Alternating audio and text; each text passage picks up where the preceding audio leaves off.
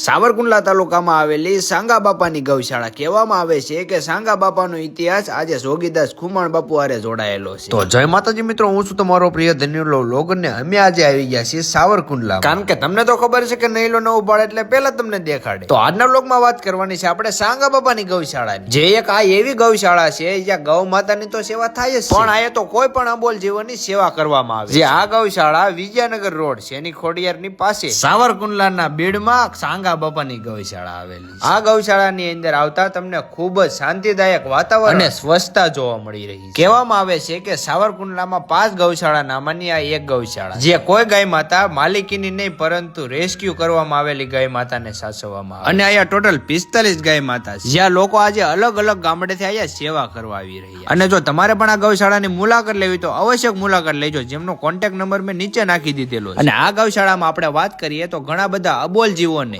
સેવા કરવામાં આવે, જેમાં કબૂતરોની સેવા કરવામાં આવે અને સસલાઓની પણ સેવા કરવામાં આવે। અને હવે એ વાત કરવાની છે આપણે કે સાંગા બાપાનો ઇતિહાસ આ ગૌશાળા સાથે કેમ જોડાયેલો છે। હવે જે સાંગા બાપાનો ઇતિહાસ જોડાયેલો છે, સાંગા બાપા ગૌશાળા કહેવામાં આવે છે, એમનો શું ઇતિહાસ છે?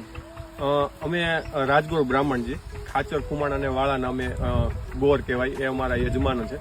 એટલે ઇતિહાસ ટૂંકમાં તમને જણાવું કે જોગીદાસ બાપુ ખુમાણને પકડવા માટે ઘણા પ્રયત્નો કર્યા ભાવનગરના રાજા, પણ પકડાતા નહોતા। ત્યારે અહીંયા બાજુમાં પલાણિયા બીડ છે, એનું રચના એવી હતી કે એક જગ્યાએથી જવાય બીજી જગ્યા હતી નહીં, એટલે સાવરકુંડલાની જે ગાયોનું ધણ હતું એ ભાવનગરના રાજાએ ત્યાં પુરાયું કે જોગીદાસ બાપુ એને છોડાવવા આવે એટલે આપણે એને પકડવા।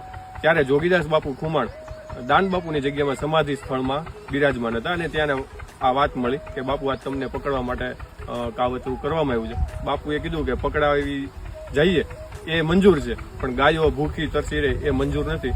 અને બાપુ ત્યાંથી નીકળ્યા, વચ્ચે અમારું મૂળ ગામ જૂના ચરખા ત્યાં પહોંચ્યા, અને અમારા જે સાંગા બાપા હતા એ બાપુને ઓળખી ગયા અને બાપુને તાણ કરી જમવાની નહીં, તો બાપુએ બધી વાત કરી, એટલે સાંગા બાપાએ પોતે સમ આપ્યા જોગીદાસ બાપુ કુમારને કે બાપુ હવે તમારે નથી જવાની, હવે સાંગો ગાયોને છોડાવીને આવશે। અને અહીંયા એવા ગાયોને છોડાવી, પરંતુ પોતે પોતાના જીવનું બલિદાન આપી, અને આજે પણ એમની ખાંભી છે, પોતે હાજર છે, એટલે અમે એના નામની આ ગૌશાળા બનાવી દીધી।